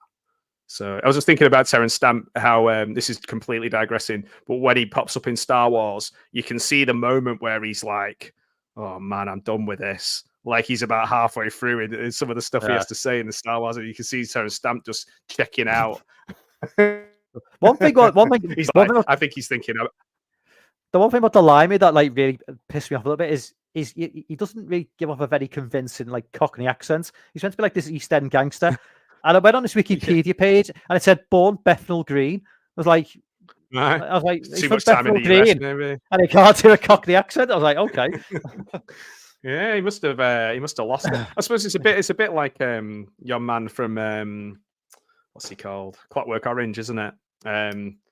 His accent. Oh yeah, his voice has gone all over the place. Yeah, like he's super posh and then super. Yeah. We'll maybe do that one day. We'll do Clockwork Orange. All right, guys. Well, thanks for watching, everybody. And I think we've said it all. We've even made some recommendations for you. So...